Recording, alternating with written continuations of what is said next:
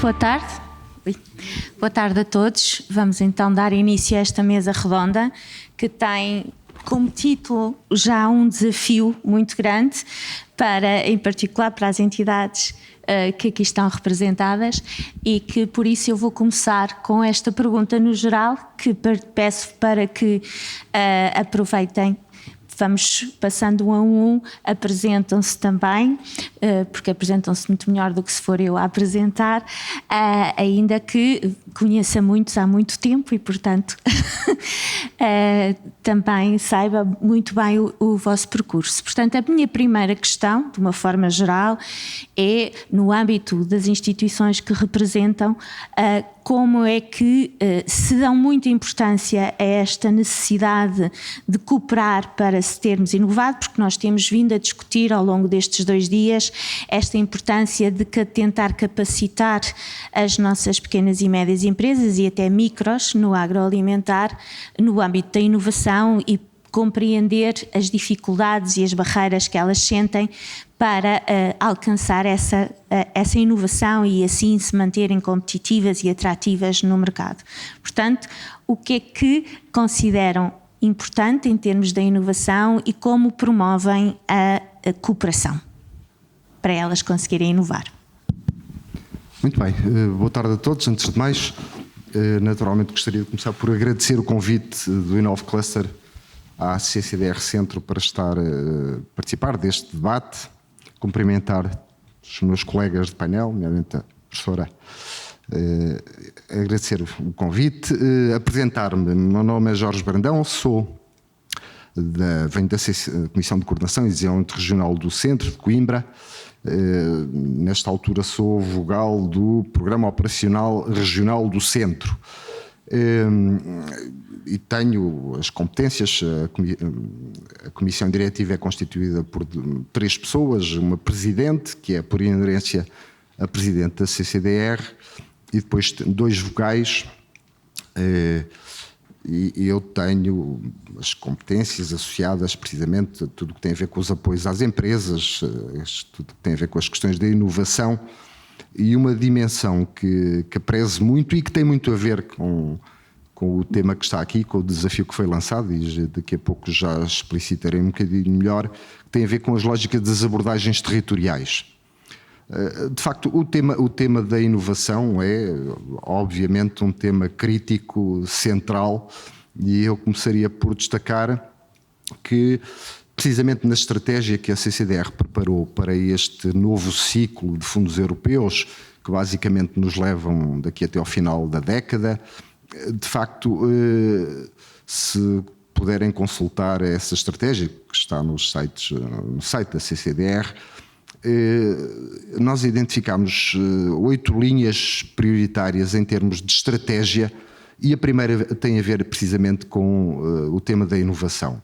E de uma forma muito sintética refere reforçar os polos de inovação que já temos na região, mas também diversificar territorialmente essas dinâmicas de inovação. Portanto, uma grande preocupação é olhar para os territórios, olhar para as organizações, olhar para os espaços onde existem hoje já dinâmicas de inovação fortes e reforçá-las, intensificá-las, de facto, para que elas de alguma forma puxem pela região, liderem o que acontece na região.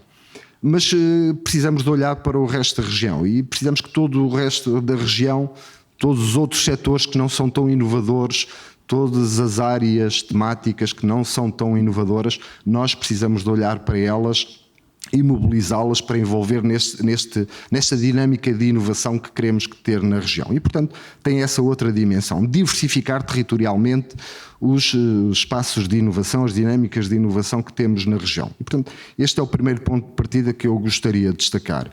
Obviamente, depois temos um grande instrumento, contamos ter um grande instrumento para trabalhar estas dimensões de inovação. E, de facto, o Programa Operacional Regional, estamos a concluir o atual do PT 2020, estamos a iniciar, precisamente nesta altura, o novo programa regional já no contexto do PT 2030 e obviamente estas questões da inovação surgem de uma forma muito premente. Eu diria que elas vão estar presentes de um modo transversal a todas as áreas de intervenção, sejam nas áreas de intervenção das empresas, dos diferentes setores, seja noutras dimensões, na área social, na área do desenvolvimento local, na área da dinamização económica e social nos territórios onde participam ativamente os municípios. Este tema da inovação é extremamente pertinente. O nosso ponto de vista é este. Obviamente, cada empresa, cada setor tem que trabalhar a dimensão da inovação e vai ter apoios, vamos ter instrumentos para apoiar todos os projetos que as entidades, em particular individualmente, possam vir a promover. Mas nós temos consciência de que individualmente são processos extremamente complexos e, portanto, o foco que eu gostaria de destacar e aquilo que vamos procurar fazer de uma forma muito intensa é numa lógica de criar, poderia chamar ecossistemas de inovação, isto é, olhar para os territórios, olhar para os recursos que temos em cada território, olhar para cadeias de valor em concreto e incentivar os agentes que estão nesses territórios ou que estão nessas cadeias de valor, sejam económicos, agentes económicos, as empresas ou os seus representantes associativos, sejam entidades do sistema científico e tecnológico, sejam outras entidades da sociedade que se associem e que de facto criem esses ecossistemas que sejam favoráveis, que criem um ambiente favorável a que todos participem em processos de inovação. Não sei se parava por aqui, se calhar é melhor. Depois posso dar exemplos concretos. Exatamente, destas assim, lógicas. Temos uma oportunidade inicial para todos, porque essa perspectiva desta triple hélice ou quadruple hélice na inovação parece-me muito interessante. Doutora Fernanda Osório e o IAPMEI. Olá, obrigada, professora.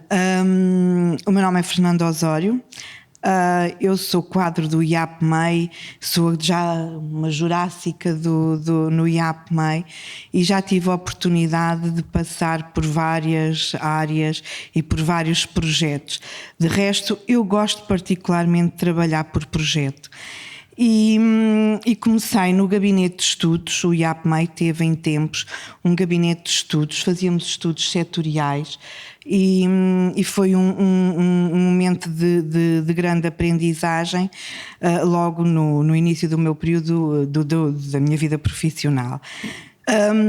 Mais tarde tive a oportunidade também de me lançar em um desafio que eu considero que foi extremamente relevante, que foi um projeto em que o IAPMEI esteve envolvido e foi um projeto de cooperação, um projeto colaborativo com um conjunto de ministérios que estavam envolvidos e que foi o início do Simplex, foi a criação dos centros de formalidades das empresas.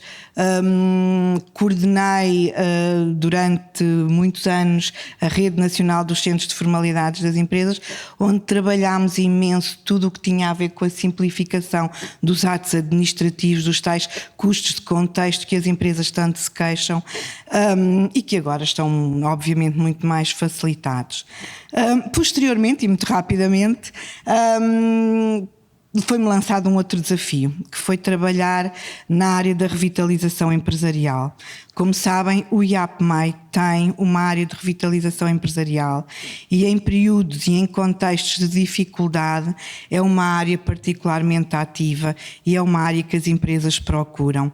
Temos que ter uma atitude mais pedagógica para que não venham ter connosco somente quando sentem as dificuldades, mas também em períodos anteriores e fazerem regularmente a sua avaliação económica ou financeira para não chegarem até nós em situações já muito críticas. Entretanto, e como sabem, Portugal é um país que tem as empresas portuguesas são basicamente PMEs, são PMEs com características familiares, são empresas familiares e a determinada altura lançaram um outro desafio. Há uma problemática relativamente às empresas familiares que se prende com a sucessão. A sucessão empresarial em Portugal é uma temática que não é muito falada, mas é uma temática que é extremamente relevante.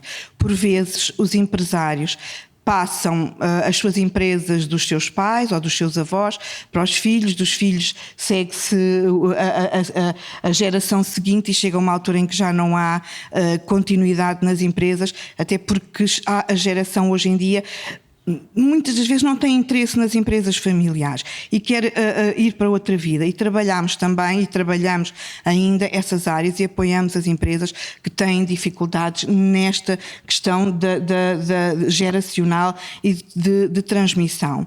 E agora, mais recentemente, um novo desafio que tem muito a ver com a política de clusterização que o Ministério da Economia e agora também do Mar decidiu a determinada altura incrementar e alavancar. E é um pouco sobre isto que eu penso que aqui no âmbito da inovação queria partilhar convosco. Vinha eu com a minha colega Telma, que está aqui hoje, que aqui numa missão também de ajudar as empresas na sua internacionalização, e vínhamos a conversar e eu vinha a pensar. Ontem, quando cheguei a casa, a minha filha estava a ter uma aula online. O professor estava doente e agora há estas facilidades, estava a ter uma aula online e eu entrei no quarto para a cumprimentar e o professor que estava a dar a aula de repente refere um provérbio africano que dizia basicamente o seguinte: If you want to go far, go alone. If you want to go fast, go alone. If you want to go far, go together. E eu pensei cá para mim que isto era um excelente mote para o desafio que hoje a professora Teresa nos veio aqui lançar, que é falarmos da cooperação. E, mais do que nunca, em pleno século XXI, os desafios que nos estão a ser colocados, alguns deles com caráter inédito e que nós não esperávamos, nós temos que fazer este percurso e estes desafios juntos. Desde, eventualmente, se calhar não era o mote, mas nós também temos que falar das coisas menos boas, e aqui com um caráter um pouco mais pessimista temos a guerra, que pode alastrar, e as suas consequências. Temos o ambiente todos os dias a dar-nos sinal. Temos a questão das matérias-primas e das cadeias de valor e de abastecimento. Temos o preço dos produtos alimentares. Ainda hoje saiu uma notícia muito a propósito do que se tem aqui também falado hoje, do aumento do preço dos alimentos e de como as famílias portuguesas neste momento já consomem menos em termos alimentares. E portanto são tudo desafios que nós temos que enfrentar juntos, de uma forma em cooperação. No entanto, o tema que nos traz aqui hoje é cooperar para inovar e, portanto, cooperar para inovar tem muito a ver com as empresas e com o nosso tecido empresarial. Como é do vosso conhecimento, em 2017, o IAPMEI reconheceu um conjunto de clusters de competitividade.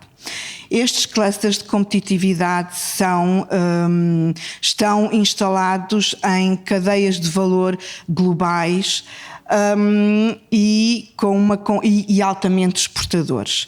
Destaco naturalmente o cluster do agrofood, mas também todo um conjunto de clusters que foram reconhecidos: o cluster do mar, o cluster têxtil, o cluster do calçado.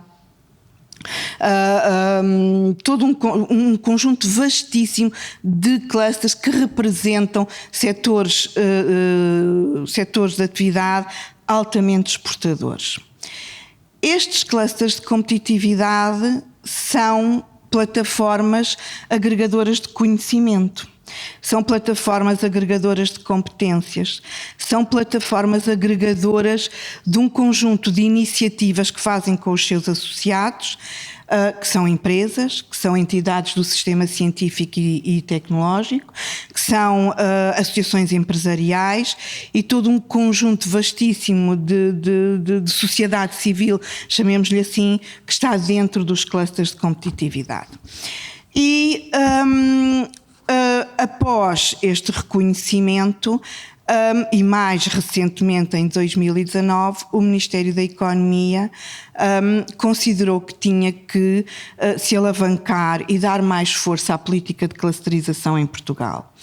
E neste sentido foram promovidos um conjunto de pactos setoriais entre o Ministério da Economia e os clusters de competitividade que visam trabalhar um conjunto de eixos de intervenção que são aquilo que, à data, em 2019, foram considerados os grandes desafios que as empresas enfrentavam. E destes desafios destacou-se naturalmente a investigação, o desenvolvimento e a inovação, mas também a capacitação dos recursos humanos,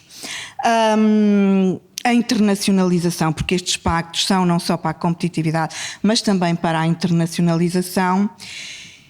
E, neste sentido, também os ministérios e os organismos da administração pública tiveram que fazer um trabalho de cooperação para ajudar os clusters a construir estas estratégias.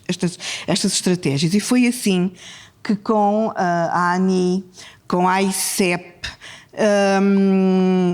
e com a coordenação do IAP-MEI e liderado pelo Ministério da Economia, que se elaboraram e assinaram e firmaram um conjunto de pactos setoriais com os nossos clusters de competitividade. Destes pactos resultaram um conjunto de medidas e um conjunto de ações que têm sido levadas a cabo e onde todas as entidades envolvidas, há pouco eu não mencionei o COMPET, mas o COMPET naturalmente com uma intervenção muitíssimo relevante, porque enquadrou todas estas iniciativas no conjunto de instrumentos financeiros que possam apoiar os clusters a fazer estas iniciativas. Passados estes anos, e pelo meio tivemos aqui uma pandemia, mas não deixámos de trabalhar com os clusters nas iniciativas que tinham sido firmadas, posso-vos dizer que já temos métricas que mais de 85% das mais de 350 medidas que no cômputo global foram inscritas nestes pactos setoriais estão em curso ou estão concluídas. Também para fazer face a uma necessidade dos clusters, houve também avisos para formação específica conduzida pelos clusters de competitividade para fazer face a um conjunto de recursos humanos que durante a pandemia estiveram em layoff e que envolveram mais de 7.800 trabalhadores das empresas das várias indústrias que os clusters representam. Mais recentemente, e já no âmbito do PRR, e o PRR tem uma particularidade e tem inscrito um conjunto de iniciativas em que dá muita voz e muita força e conta com os clusters de competitividade nas componentes muito da digitalização e da inovação. Posso referir também que recentemente foram reconhecidos 17 polos de inovação digital. Desses 17 polos de inovação digital, 11 têm a participação de clusters de competitividade e destes polos de inovação digital, 3 deles tiveram o reconhecimento europeu, o que lhes vai permitir não só ir buscar financiamento nacional como financiamento europeu, e todos estes 3 clusters reconhecidos, todos estes Digital Innovation Hubs reconhecidos nacionalmente, que depois tiveram reconhecimento europeu, também têm envolvidos clusters de competitividade. Para além dos clusters de competitividade, importa também referir um outro instrumento, uma outra iniciativa recente que tem a ver com os roteiros para a descarbonização. Dos roteiros para a descarbonização e dos 39 roteiros que já foram aprovados, 7 envolvem clusters de competitividade, em que um deles é o roteiro da descarbonização do agrofood, que é liderado precisamente pelo cluster agrofood, pelo Inove Cluster, e penso que tem uma outra entidade, não é, Cristel? Inove Cluster, portanto... ao nível dos test beds, que também recentemente foram reconhecidos, há um cluster envolvido, que é o cluster da saúde. E porquê é que eu estou a elencar tantas iniciativas onde os clusters estão envolvidos? Porque eu acho que é reconhecido atualmente que os clusters são uma força motriz para a competitividade e para a inovação. E, acima de tudo, através da cooperação, pela sua capacidade agregadora de juntar, junto dos seus associados empresariais, das entidades do sistema científico e tecnológico, das universidades, conseguem realmente agregar, criar consórcios extremamente válidos para desenvolver inovação que, e falávamos há pouco no intervalo, na minha ótica, terá que ser sempre inovação que valorize economicamente o conhecimento e que ponha o conhecimento e os produtos que saem desta inovação no mercado. Muito obrigada. Penso que por agora já me alarguei um pouco. A iniciar um novo desafio. Pois, meu nome é João Mendes Borga, cresci nesta terra, portanto, em primeiro lugar, antes de mais, sou albicastrense.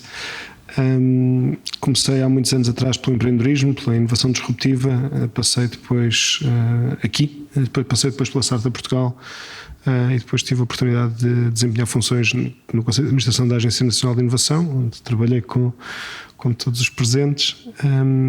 E mais recentemente, eu diria há 72 horas, para ser mais concreto, estou no Compete. Portanto, perdoem-me se não for ainda tão versado em todas as atividades do Compete, mas são muitas e portanto ainda não estão todas. Sei que cooperar para inovar é essencial. Nós hoje estamos aqui numa iniciativa que é precisamente apoiada pelo Compete e que junta universidades, politécnicos e um cluster.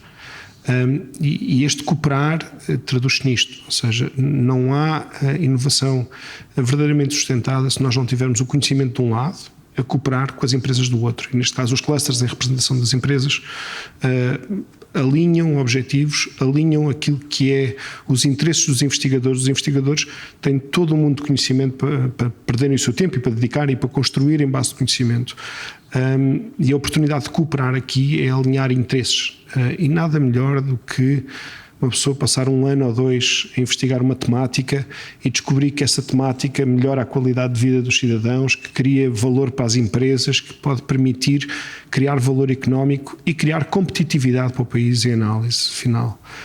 Portanto, eu acho que a ironia não se perde quando nós dizemos que o facto de estarmos aqui hoje e o projeto em questão é efetivamente um exemplo claro e direto daquilo que é essencial cooperar para inovar. Ok, obrigada pela vossa primeiro pela apresentação, que eu agradeço, e não só pelas vossas primeiras palavras e opiniões sobre a necessidade de cooperar para a inovação. Eu relembro à audiência que poderá colocar questões não só através do QR Code do programa, como levantando o braço. Eu, nesta minha função, eu tenho muitas perguntas para vos fazer, porque eu acho extremamente aliciante as diferentes aproximações que estas entidades fazem à inovação e, em particular, à cooperação.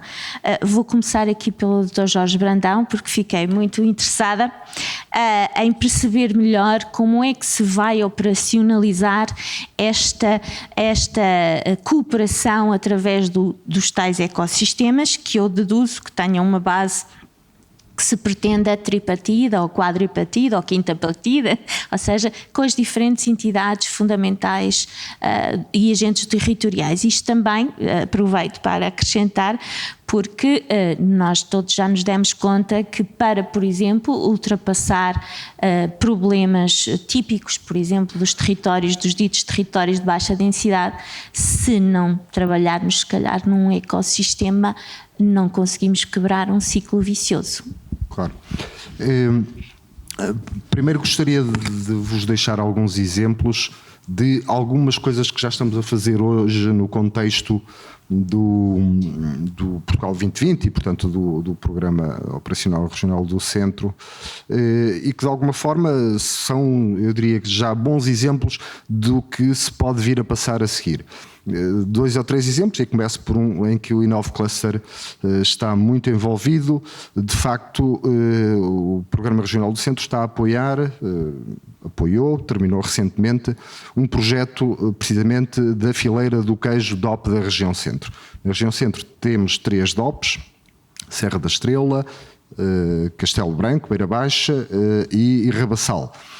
E exatamente a lógica foi juntar as entidades que são representativas dos produtores destas 3 DOPs, juntá-las com entidades do sistema científico e tecnológico, escolas agrárias, Inove Cluster, o CATA e outras entidades, e desenhar um programa de intervenção que fosse capaz de olhar para toda a cadeia de valor do queijo DOP, desde os pastos onde os animais comem até ao mercado onde são vendidos os queijos, e desenhar iniciativas que introduzam melhorias, introduzam inovação em cada uma das etapas desta cadeia de valor.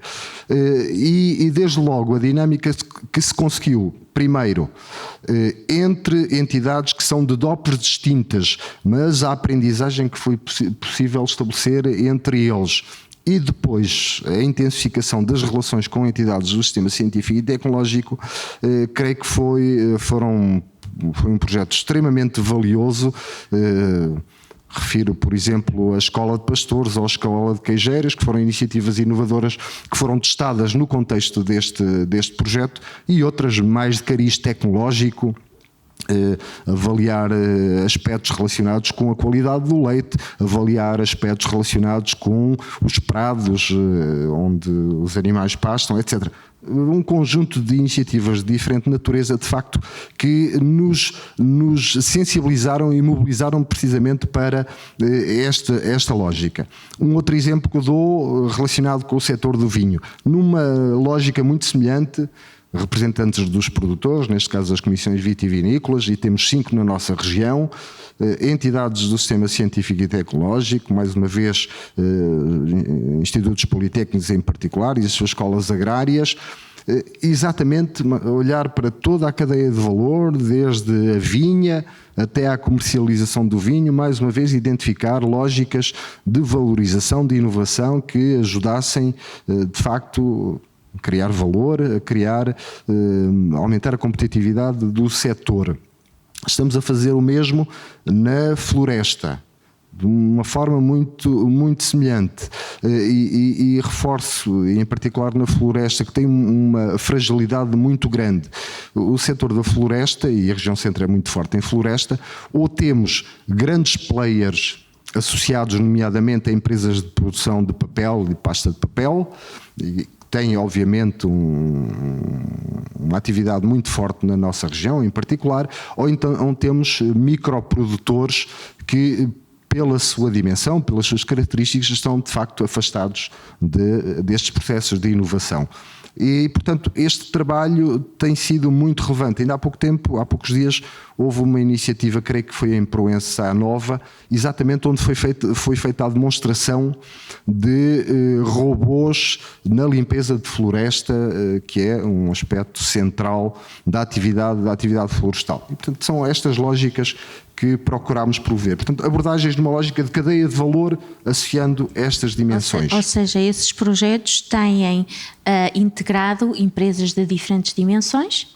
não é? Portanto, desde... Tem representantes. Portanto, como é uma lógica de cadeia de valor, nós trabalhamos não com empresas individualmente, sim, mas enquanto parceiros do projeto. Obviamente, os destinatários do que está a ser feito são as empresas, mas em termos de parceria são as entidades que representam produtores florestais, comissões vitivinícolas, associações de produtores de queijo, etc. E, portanto, é com esta intermediação que se desenvolvem estes projetos.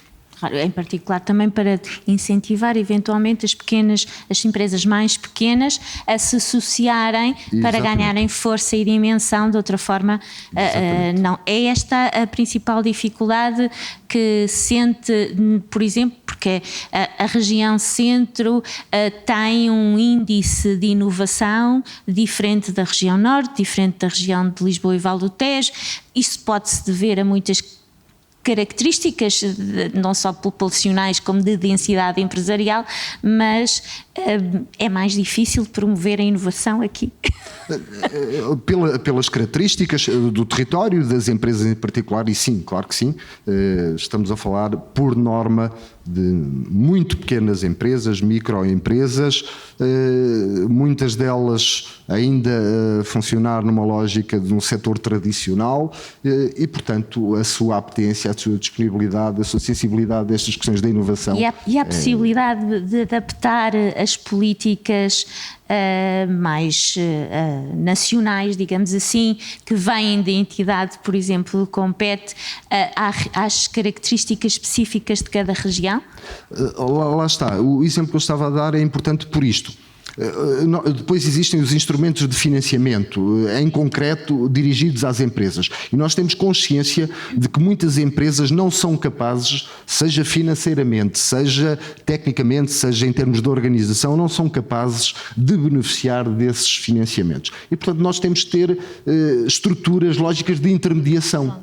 E é esta, quando temos estes projetos numa lógica de cadeia de valor, é uma forma de mitigar essas dificuldades que as empresas têm, de facto, a alcançar, a dirigir-se a esses tipos de instrumentos de financiamento. Isso é muito importante. E doutora Fernanda Osório, qual é a principal dificuldade que o IAPMEI tem sentido no desenvolvimento das diferentes iniciativas para fazer este matchmaking entre as entidades científicas que por excelência ou por natureza desenvolvem mais inovação e as empresas, nomeadamente as pequeninas? Nomeadamente as pequeninas, e falávamos também há pouco relativamente às pequenas. Com efeito, o tecido empresarial português é constituído basicamente por PMEs, e dentro das PMEs, grande parte são microempresas. E algumas destas microempresas até são startups, que têm ideias fantásticas, muitas delas até são miúdos que saem das universidades com grandes ideias e que querem implementar no terreno projetos que desenvolveram, mas depois o que é que por vezes aqui falha um pouco? É que eu, entre ter uma ideia e depois transformar aquela ideia numa valorização económica, falta-me por vezes a formação naquela área mais técnica e mais financeira. Eu saio da universidade, sou engenheiro, tenho aquela formação, tenho aquela ideia, mas depois aquela componente mais financeira falta-me aqui um pouco. E o IAPMEI recentemente, até porque sentiu que há aqui alguma falha na formação financeira, não só para o empresário, mas também para alguns recursos humanos que nas empresas desenvolvem áreas mais na área produtiva, mas que precisam desta formação financeira, lançou uma iniciativa que se prende com formação financeira para quadros não financeiros.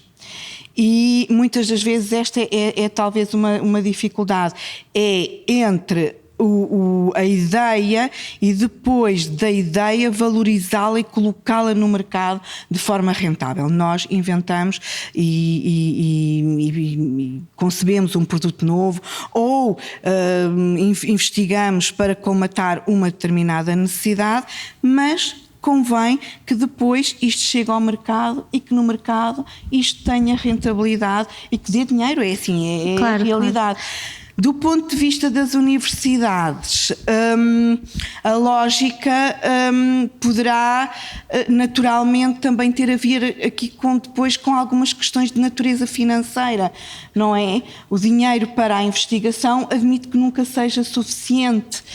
Não é? Não sei, a professora se calhar também aqui possa dar. Depois, dessa perspectiva, nós temos sempre muita falta de dinheiro, tenho a dizer, é muito necessário. Mas muitas vezes queixam-se que, e eu compreendo perfeitamente aquilo que diz, porque no âmbito da promoção do empreendedorismo nós sentimos muito quem é mais criativo, quem tem uma base mais científica de laboratório, tem mais ideias e ideias de valor que se podem transformar em valorização económica e bem-estar e aumento da qualidade de vida e tudo isso, mas depois há muito pouca literacia, eu não diria só financeira, mas de gestão. Não é? De gestão, e isso é algo que nós também já sentimos e que tentamos também acompanhar todo o processo que o IAPMEI tem desenvolvido e tentar fazer isso no âmbito da nossa educação para o empreendedorismo, não é? Mas João, Dr. João Borga, para sermos oficiais, não, hoje estamos muito formais, pela experiência passada, não só na área do empreendedorismo, como um ex-dirigente de uma incubadora, como alguém que lançou ou trabalhou, colaborou com a Startup Portugal, alguém que desenvolveu trabalho de perto nesta ligação entre academia e empresas, e que agora vai continuar esse trabalho, deve haver assim um rol gigantesco de ideias super interessantes, porque ainda há muito para fazer e que se calhar ligado a estes fundos, à estrutura de fundos estruturais do PT 2030, será interessante pegar nelas, sim. Talvez eu pegue num exemplo recente de cooperação para inovar. Estava aqui a pensar o que é que seria aquela cereja no topo da boa com o qual eu podia partilhar, e tem um bocado a ver com o IAPMEI, curiosamente. Quando foi montado o Programa de Recuperação e Resiliência, o IAPMEI recebeu a indicação de que teria que montar uma coisa chamada Agendas Mobilizadoras para a Inovação. Era um grande programa, talvez o maior bolo financeiro para uma só iniciativa que tínhamos visto até então. Eram cerca de 1.000 milhões de euros. E o IAPMEI, em vez de montar aquilo sozinho, foi falar com a Agência Nacional de Inovação, foi falar com a Fundação para a Ciência e Tecnologia, foi falar com a ICEP, e falta-me alguém. Nós éramos... Compete. Ok, falto eu. E foi falar com o Compete para cooperarmos no montar deste programa. E dessa cooperação, cada um de nós aportou à mesa aquilo que melhor sabia, ou seja, a ligação com as universidades, como incentivar as universidades a participar, como incentivar os centros de inovação a participar, como trazer as empresas para a mesa, não querendo determinar o que é que se havia de fazer, passar para o lado de lá, o que é que haviam de ser as candidaturas. Este para mim foi um dos processos mais interessantes de inovação, porque inovou-se não no produto final, quer dizer, para nós isto é o produto, ou seja, o produto é o incentivo, é o mecanismo com que apoiamos, portanto para nós é um produto, mas inovou-se no processo, como se chegou às empresas, como se fez. E a reação foi completamente inesperada. Nós passámos de algum receio, e confesso aqui, algum receio de termos 1.000 milhões de euros de candidatura, para de repente recebermos cerca de 7.000 milhões de euros de propostas de candidatura, e ficarmos perante uma situação de como é que nós agora vamos apoiar estas ideias que vão desde a inteligência artificial à robótica, desde o futuro da alimentação com proteína animal até a logística do futuro, até como é que se vai fazer Portugal ter 80% de energias renováveis.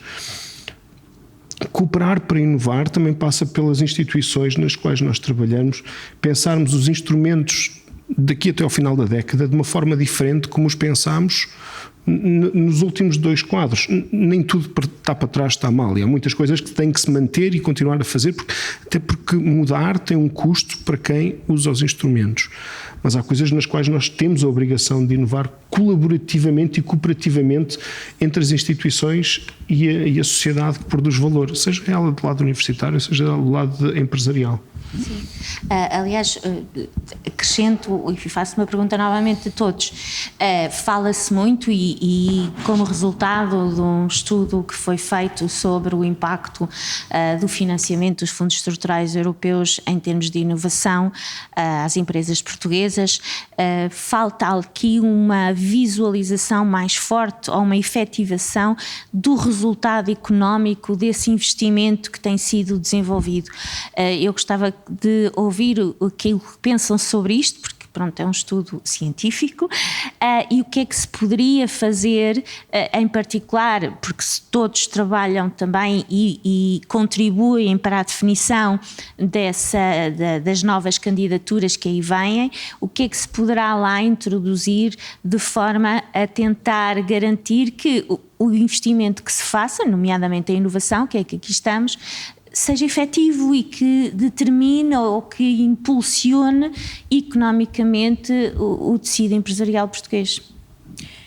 Posso?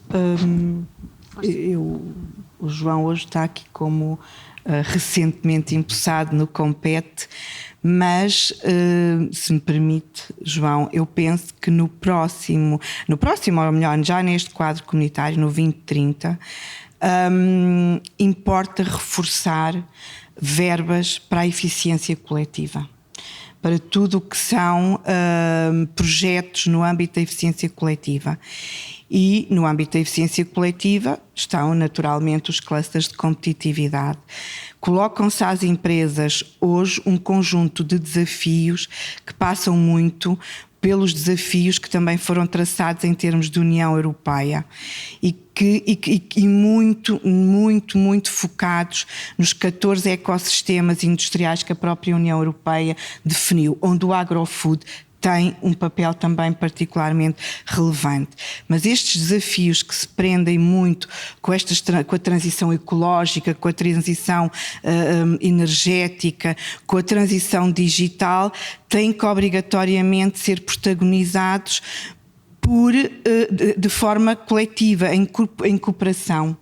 E portanto, apelo desde já a que no próximo quadro, ou neste que já está em vigor, o 2030, haja aqui um reforço de facto de verbas para a eficiência coletiva, para os mobilizadores e para tudo aquilo que possa ser feito em consórcios.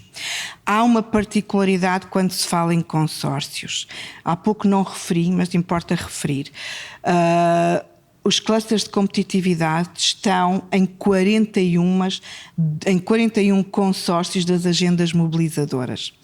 E em muitas destas agendas mobilizadoras, não podendo eles ser líderes das agendas mobilizadoras, foram os grandes atores que mobilizaram a constituição daqueles consórcios e que trouxeram para cima da mesa aquilo que é necessário fazer em termos de inovação, porque são eles que têm o contacto com as empresas. E eu, tendo o contacto com as empresas, sabem neste momento quais são as necessidades em termos de inovação que as empresas necessitam. E as necessidades neste momento das empresas são fazer muito face a estes desígnios societais que agora se colocam e que têm muito a ver com esta tripla transição, porque é um desafio também da própria União Europeia, ao qual também não podemos fugir. O que acontece em Portugal também acontece noutros países, não é? Não somos únicos.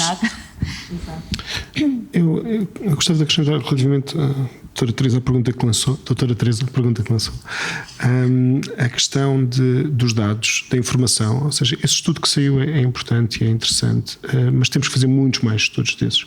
Nós demos um salto qualitativo e quantitativo nos últimos 10 anos e com a pandemia ainda mais, que não nos era possível no passado, ou seja, quando nós entramos no PT 2020 nós não tínhamos a indexação de todos os projetos que a FCT está a apoiar, não tínhamos mapeados todos os financiamentos que tinha havido no CREN, não tínhamos um conjunto de informação que hoje em dia que tem metadados e tem pontos de informação específicos que hoje em dia podemos utilizar, ter e que precisamos que os nossos investigadores, particularmente aqueles que estão mais ligados à área de inovação e às ciências da gestão, olhem. É necessário ter a percepção da correlação que existe entre aquilo que é um investimento em investigação, aquilo que é um investimento que se faz em inovação e apoio nestas atividades e aquilo que é o output económico que isso resulta. Nunca é imediato, nós sabemos que estamos a desenvolver áreas para o futuro, mas a visualização disso e a percepção por parte da sociedade civil, quais é que são os desafios de hoje para amanhã e onde é que nós estamos a apostar, tem que ser comum a todos, porque se nós não soubermos para onde vamos coletivamente, não vamos chegar todos ao mesmo sítio. E, portanto, é muito importante que esses estudos e outros que sejam feitos, publicitados e que venham a estes fóruns para todos nós termos o mesmo contexto quando apostamos. Isto já foi um desafio à academia. E eu tenho a certeza que não só a academia aqui presente como as outras que não estão presentes vamos agarrar de certeza absoluta. Dr. Jorge Brandão. Sim, só também dar uma nota. E a primeira que gostaria de dizer é a seguinte: às vezes também se passa uma ideia de que porventura o país tem andado a desperdiçar fundos europeus. Isso não é verdade, do ponto de vista, posso dizê-lo, do ponto de vista de uma autoridade de gestão que desde o primeiro quadro comunitário de apoio tem estado sempre envolvida na gestão de fundos europeus. De facto, nós consideramos que o país não está a desperdiçar os fundos europeus. Podia ter feito melhor? Seguramente poderia ter feito melhor. E se olharmos em particular para esta questão da área das empresas, aumentámos significativamente o valor acrescentado que o país produz, aumentámos o nível de emprego, aumentámos o nível de exportações e, portanto, há indicadores que mostram o impacto positivo da aplicação dos fundos, em particular no setor empresarial. Mas, obviamente, como dizia, temos que fazer melhor e, de facto, o chavão que se usa é exatamente... Nós ainda não fomos capazes de alterar o perfil da estrutura produtiva do nosso país e alterar para um patamar de maior intensidade tecnológica. É esta a grande ambição, é de facto, de uma forma transversal, aumentarmos esse patamar, essa intensidade tecnológica. Obviamente isso só faz, se falamos em tecnologia, só faz promovendo a capacidade de transferência de tecnologia, de transferir conhecimento para o setor empresarial. E, portanto, esta é uma das áreas-chave e claramente os instrumentos, os fundos do Portugal 2030 estão muito vocacionados para essa dimensão e a própria Comissão Europeia de alguma forma também é sensível e conhece essa realidade e portanto também, não quero dizer impõe, mas sensibiliza Portugal para isso. Por exemplo, claramente as dotações para investigação fundamental claramente vão ser reduzidas, vai ser muito mais financiada a lógica da investigação aplicada, insisto, a valorização do conhecimento e da tecnologia, a transferência de valorização e conhecimento. Portanto, o foco vai ser muito isso. Ora, para termos essa dinâmica, nós temos que intensificar tudo o que aqui foi dito, a articulação entre quem produz, quem domina, quem conhece, quem tem a tecnologia e quem a pode utilizar. E, portanto, esses mecanismos têm que ter uma grande intensificação no próximo período de programação. E, em particular, nos programas regionais, gostaria de destacar, para além das lógicas que já referi aqui, da cadeia de valor, do setor, da área temática, as lógicas territoriais vão ter aí um peso que para nós parece-nos importantes. Dou um exemplo, foram referidos aqui os Digital Innovation Hub, das candidaturas dos projetos que foram reconhecidos a nível nacional, o único com uma lógica territorial é exatamente o da região centro. E como é que este surgiu? Foram os 4 clusters da região que se associaram, vieram ter com a Comissão de Coordenação e definimos um plano de ação, envolvemos, se eu não estou em erro, são 19 entidades da região, incluindo o Politécnico da Guarda, todos os politécnicos da região, os 6 politécnicos, as 3 universidades, várias instituições de interface, que se trabalharam em conjunto num trabalho extremamente interessante. Desde logo, a cooperação entre estas instituições é um aspecto fulcral e, portanto, temos um Digital Innovation Hub que tem uma lógica de olhar para a região centro, para os diferentes setores, perceber que a dimensão da digitalização é crítica para qualquer setor, para qualquer empresa. E, portanto, há esse olhar e, portanto, reforça essa dimensão territorial dos processos de inovação, de transferência de conhecimento, que são centrais. E nesse sentido, e também por experiência, porque, como sabe, participo em vários projetos, não só neste consórcio, que fica muito satisfeito em ouvir que vai ser seguida esta linha da transferência do conhecimento, mas eu penso que é muito importante. É evidente que as empresas têm que sofrer este processo de transição digital, mas mesmo os outros pontos ou os outros agentes da sociedade portuguesa têm que sofrer essa transição digital a vários níveis ao mesmo tempo, porque é uma aprendizagem conjunta, certo? Evidentemente, e mais uma vez, a entrada regional é boa para essa resposta. Mais outro exemplo que dou: vamos ter no Programa Operacional Regional uma entrada que são os ecossistemas de inovação numa lógica de NUTS 3, portanto, dinamizados no contexto das comunidades intermunicipais. E a ideia é exatamente essa, é obviamente haver aqui uma vocação muito forte associada à preocupação das empresas, mas alargar o âmbito a outras dimensões, a outras entidades e desde logo às próprias entidades públicas, porque as próprias entidades públicas têm que ser capazes de acompanhar todo esse processo de inovação. Não temos muitas dúvidas que dos maiores custos de contexto que temos, que dificultam precisamente a vida das empresas, é exatamente a capacidade, o nível de desempenho da administração pública e, portanto, essa é uma área central também, claro. E considera que as novas competências que as CCDRs vão adquirir vão ajudar nesse processo? Eu diria que sim, quer dizer, a nossa expectativa é que a proximidade de diferentes áreas de intervenção ajudem de facto a resolver muitas questões, porque, mais uma vez, os problemas não têm uma dimensão. O problema de uma empresa não é só um problema tecnológico, ou um problema de ambiente, ou um problema... tem várias dimensões e, portanto, se associarmos várias perspectivas num mesmo local para dar uma resposta às empresas, em teoria parece positivo, não é? Ok, obrigada. Não sei se alguém da audiência quer colocar alguma questão. Por favor. Enquanto a questão não é colocada, gostava só de partilhar também, só que uma coisa muito rápida. O doutor falou dos Digital Innovation Hubs e do trabalho que dentro dos hubs foi feito para se organizarem e poderem apresentar as suas candidaturas. Eu estive envolvida no processo do outro lado, do lado do organismo que foi o líder neste processo.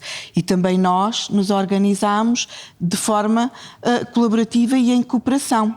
O grupo de trabalho que se constituiu envolveu a ANI, envolveu a DGAI, envolveu a Portugal Digital e o IAPMEI, que liderava, num processo que foi feito em plena pandemia, muitas vezes à noite, que era quando todos tínhamos disponibilidade, os intervenientes, para poder fazer as reuniões. Portanto, foi um processo colaborativo que eu considero que foi uma aprendizagem, para mim correu muitíssimo bem, e pronto, e que resultou nestes polos que foram e que também são, muitos deles são regionais, e que eu acho que vão trazer muito conhecimento e vai permitir uma circularidade do conhecimento muito interessante nas regiões. Boa tarde. Felicitar-vos pelas vossas intervenções, que são bastante elucidativas daquilo que tem vindo a ser feito. O meu nome é Maria João Condessa. Eu fiz parte das equipas de gestão dos fundos estruturais, desde o PEDIP 1, PEDIP 2, POE, Prime e depois Saúde 21. Portanto, conheço um bocadinho a mecânica do lado de lá e desde 2011 que criei a empresa e, portanto, sou consultora também aqui no âmbito do projeto S4 Agro, com muito gosto, porque de facto é um projeto que pretende de facto chegar às microempresas, às pequenas e médias empresas aqui das 3 regiões, Norte, Centro e Alentejo, com de facto esta inovação que decorre das entidades que de facto produzem conhecimento. A minha pergunta é, há uma expectativa enorme relativamente ao Portugal 2030 e, portanto, saber que novidades a este respeito, qual é o ponto de situação em termos dos regulamentos, quando estarão prontos e esta articulação entre os programas operacionais temáticos e as CCDRs, portanto, as autoridades de gestão regionais, e também visando aqui um pouco esta questão colocada no âmbito deste fórum, que é a cooperação, saber em que medida é que, ao nível dos próximos avisos, das ações coletivas ou outras ações que visem esta articulação entre a academia e o mercado e a economia, se está previsto alguma integração mais forte em termos de metodologia de projeto e em termos de metodologia até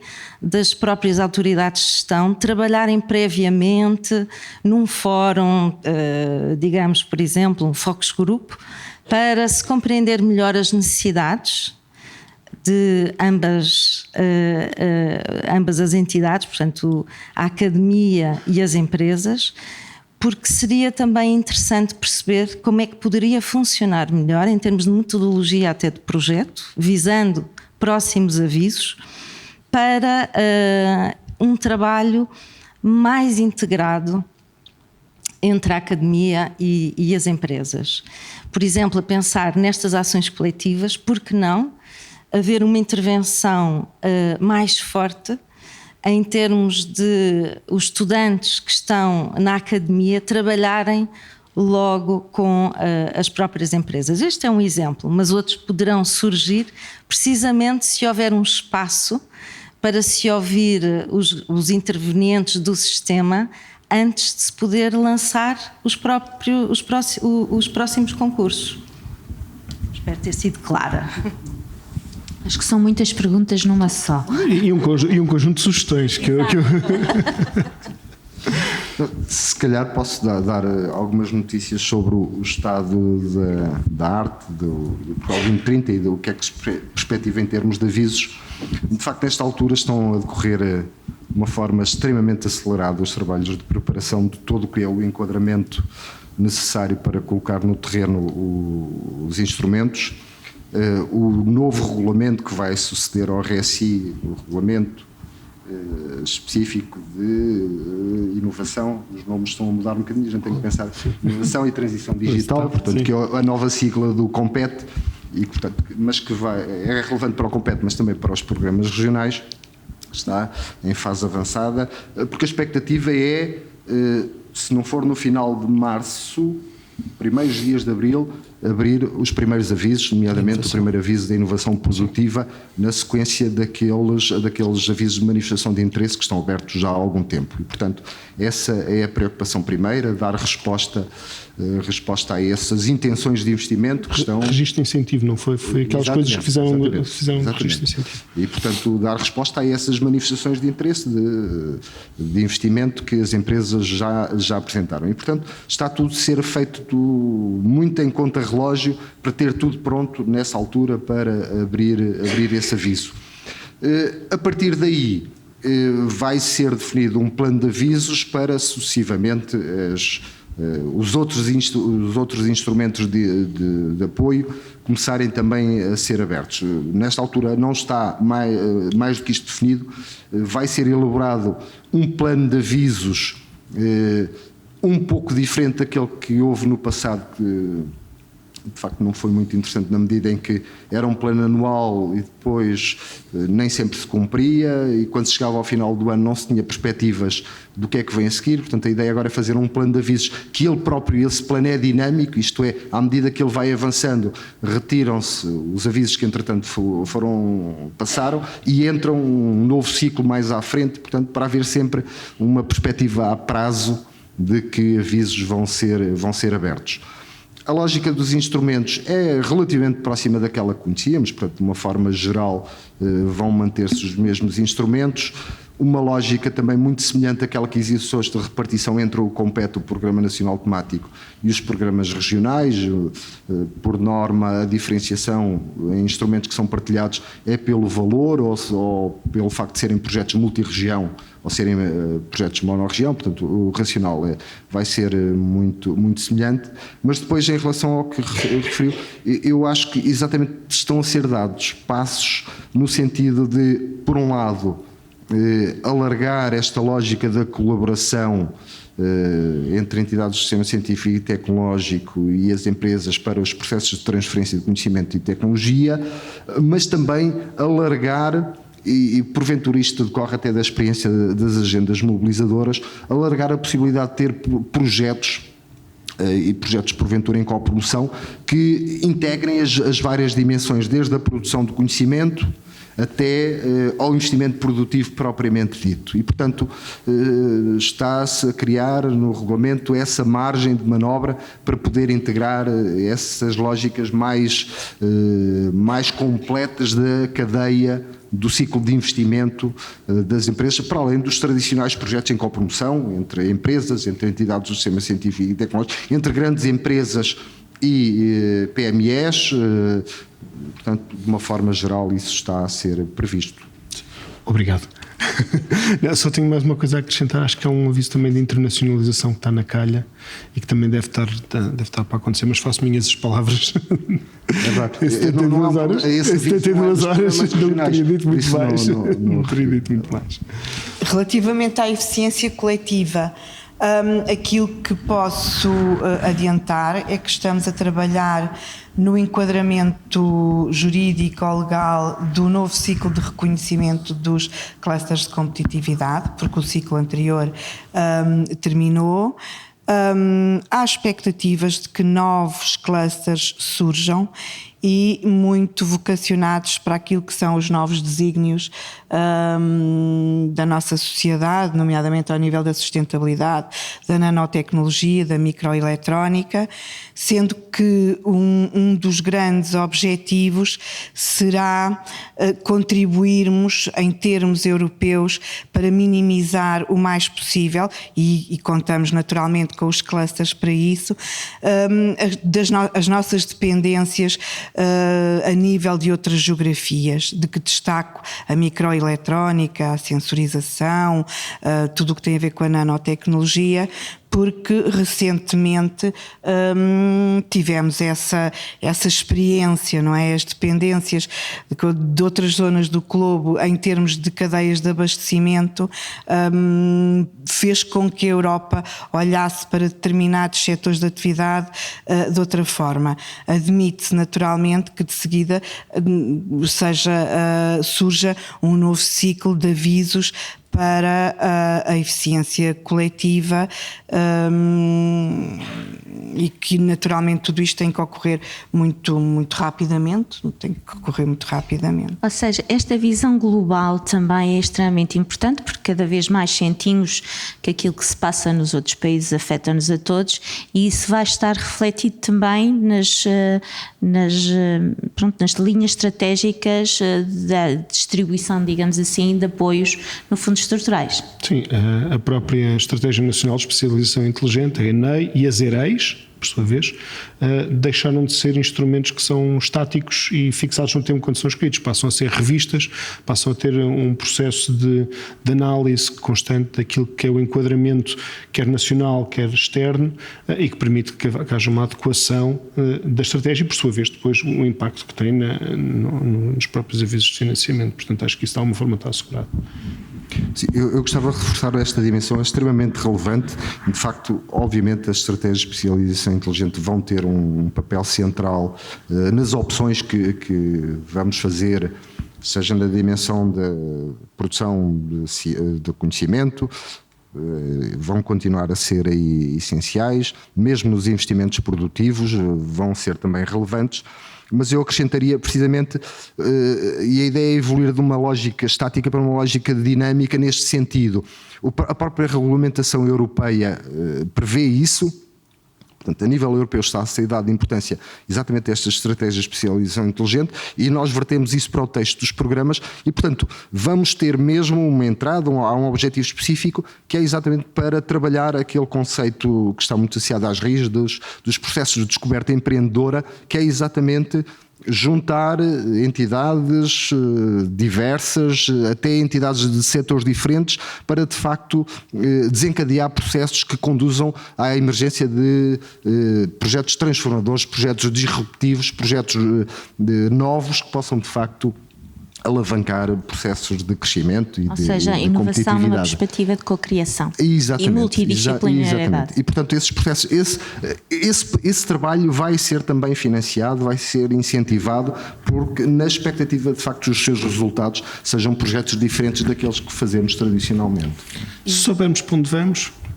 Exatamente, é muito mais fácil.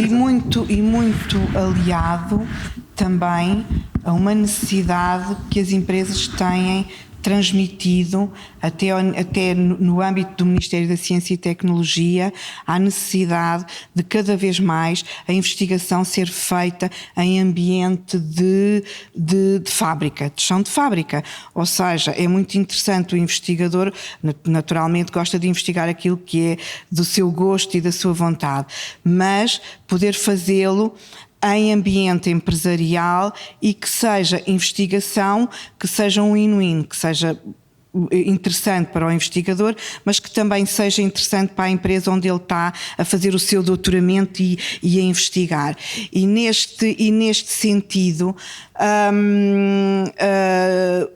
o setor da petroquímica tem sido um grande incentivador, de facto, de se fazer muitos doutoramentos em ambiente empresarial e tem trabalhado com a Fundação para a Ciência e Tecnologia, de facto, para se tentar alargar isto o mais possível a outros domínios.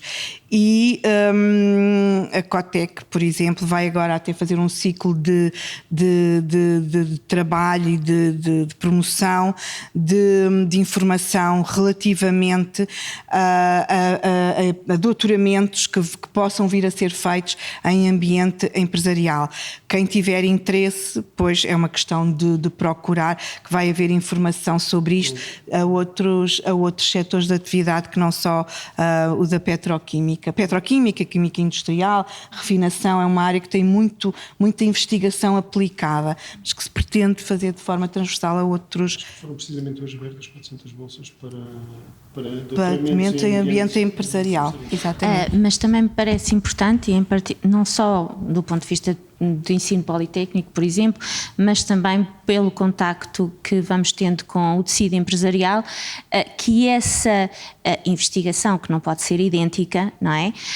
Mas digamos, chamemos-lhe reflexão crítica e contributo para a inovação também seja dado a diferentes níveis de formação, como por exemplo a formação profissional e as próprias licenciaturas ou mestrados, ou seja, esta necessidade de integração do futuro da força de trabalho quanto mais cedo melhor em contexto real, tem sido algo que tem sido valorizado não só pelas instituições de ensino, como também pelo tecido empresarial. Portanto, mais para além dos doutoramentos, não é? Também é importante, porque eu estou-me a lembrar de uma colega empresária que diz que o que lhe falta são técnicos. Professora, isso que está a dizer é de tal forma verdade que eu acompanho de forma mais próxima o setor têxtil e neste momento as empresas da indústria têxtil, em particular as de tecelagem e de confecção, estão relativamente bem e cheias de encomendas.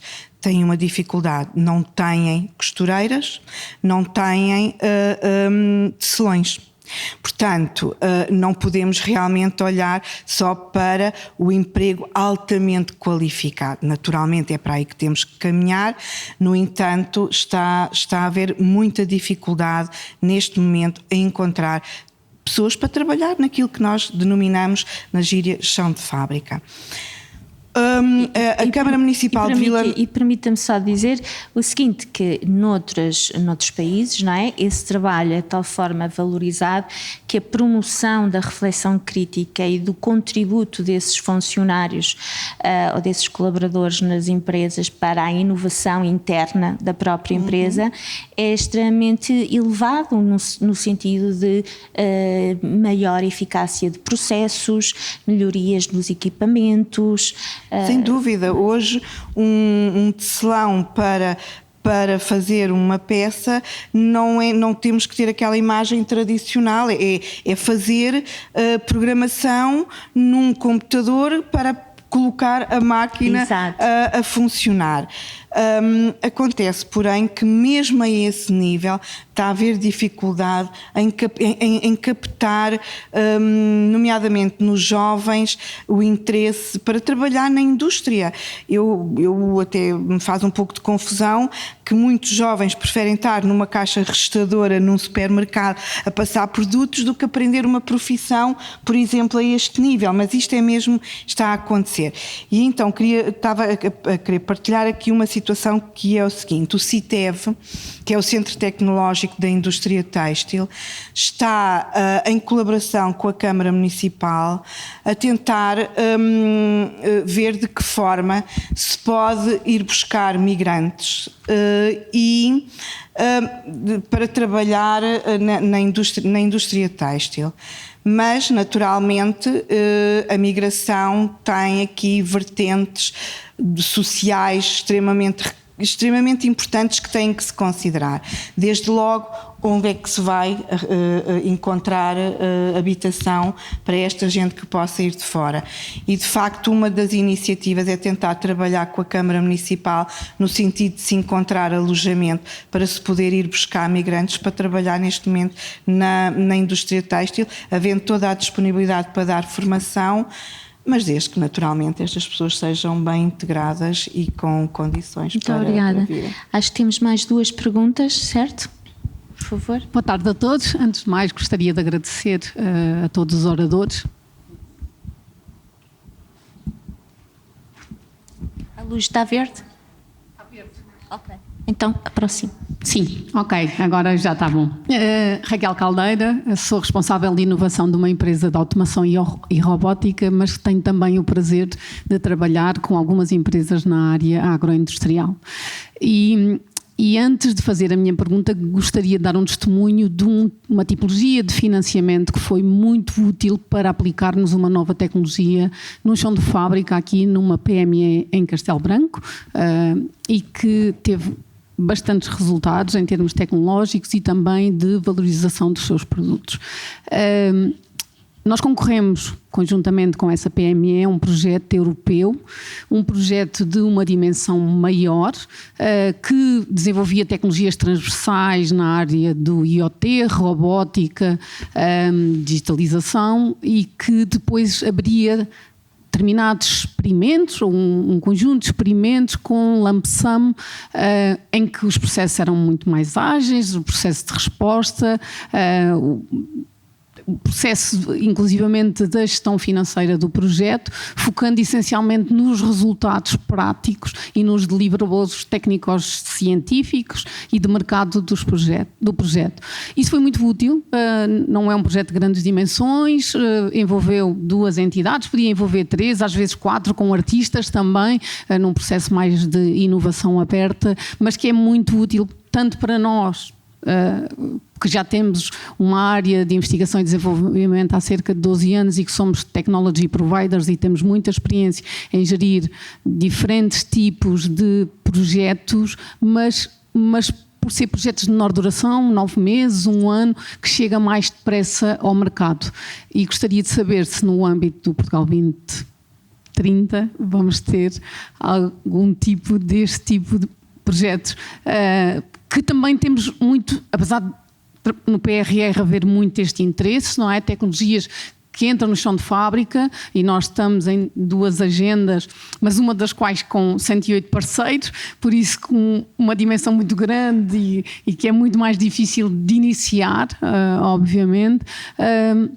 Mas com o intuito é o mesmo, não é? Temos um work package que tem o mesmo objetivo que estes projetos de lump sum, mas com uma gestão muito mais complexa, porque temos de esperar por todos os parceiros para fazer os pedidos de pagamento, etc, etc, etc. E que estes projetos de lump sum agilizam claramente a execução e a introdução da tecnologia no mercado. Era um projeto do Horizonte Europa, mas são aqueles projetos... Better Factory? No nosso caso não, foi o da IH Square. Também concorremos ao Better Factory, não fomos selecionados, infelizmente. Ficámos acima do threshold, mas não fomos selecionados. Mas sim, é uma tipologia de financiamentos e de projetos muito interessante, sim. É uma inovação disruptiva em que eles juntam uma entidade manufatureira de produção, um technology provider e um artista para introduzir a componente. Com os Bauhaus, sim, mais próximo dos Bauhaus. É assim, uma das coisas que eu tenho ouvido falar, e talvez haja nesta mesa quem sabe falar melhor do que eu sobre isso, é a questão dos custos simplificados. Ou seja, está só a olhar seriamente para a questão dos custos simplificados neste próximo quadro. O formato exato e em que aviso, em que momentos é que ele vai ser aplicado, não tenho neste momento ainda visibilidade, mas é efetivamente uma boa prática que tem sido conversada e falada e, portanto, que está de cima da mesa. Só mais uma questão, penso eu. Rapidamente. Vou tentar ser o mais rápida possível, mas só uma questão. Estivemos a falar de inovação. O meu nome é Tânia Lima, sou da Universidade da Beira Interior e faço parte aqui desta equipa fantástica do S4Agro. Estivemos a falar de tecnologia, estivemos a falar de inovação e uma das coisas que nós temos, que é um problema, é a nossa demografia. Nós queremos tecnologia, nós queremos crescer, queremos acelerar, queremos estar ao nível da indústria europeia que está mais à frente de nós sabemos quem é que eles são, não é? Competir a nível global, mas temos uma população muito envelhecida. Estavam a falar da questão dos migrantes. No caso da Covilhã também há precisamente esse problema. A indústria têxtil está a ter um problema enorme em recrutar pessoas. E a minha questão é, vai haver algum tipo de programa que nos permita também criar estratégias, estudar estratégias, como é que nós vamos introduzir essa inovação, essa tecnologia de uma forma bem sucedida em pessoas que não estão familiarizadas com ela, que vão ter que trabalhar cada vez até mais tarde e que nós queremos ter que o nosso negócio seja bem sucedido.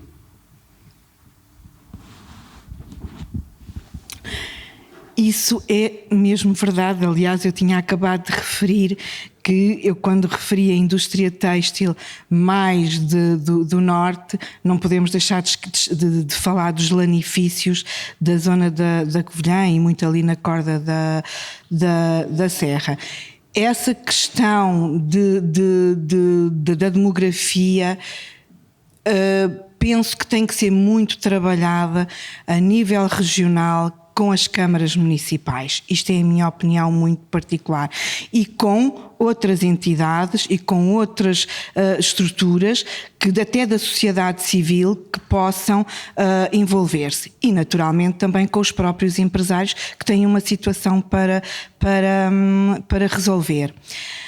Há também essa questão da tecnologia e nós temos que depois ter aqui o upskill e o reskill relativamente às pessoas que não podemos deixar para trás, como é óbvio.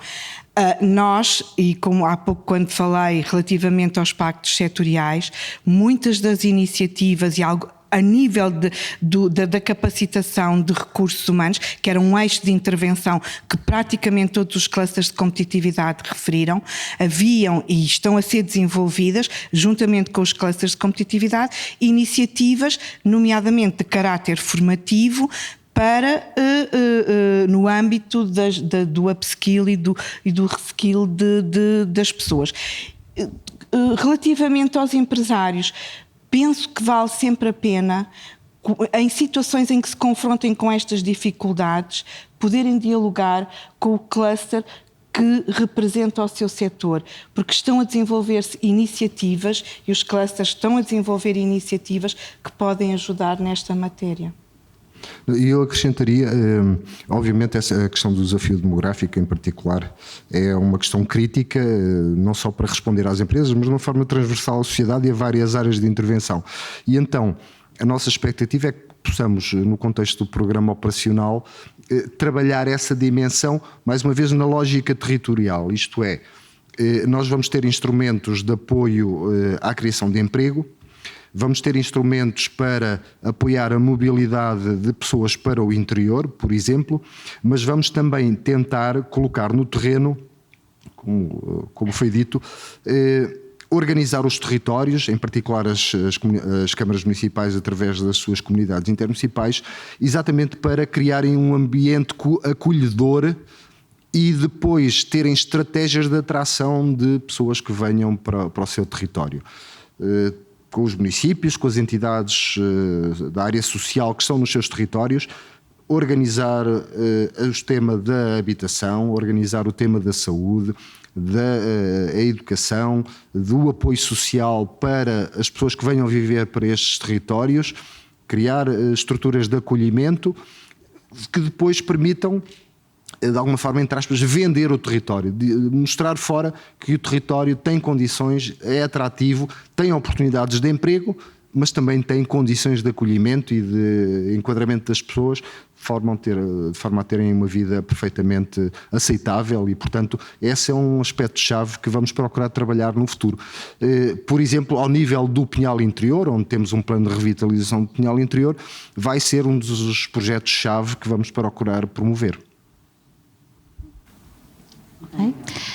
Muito. Cabe-me agradecer imenso todo o vosso testemunho, todo o vosso contributo oriundo de uma grande experiência de trabalho e de contributo para o desenvolvimento económico do nosso país. Penso mesmo que cooperando é que nós aprendemos, é que nós evoluímos. Trabalhar em rede é sempre muito positivo e espero que não só porque estamos a chegar ao final do nosso congresso, em que vimos aqui diferentes situações e diferentes oportunidades de parceria e de trabalho conjunto para a inovação, tenham ficado tão motivadas quanto eu, das coisas que mais gosto de fazer é trabalhar em rede e colaborar com os diferentes agentes económicos do território. Muito obrigada. Muito obrigado.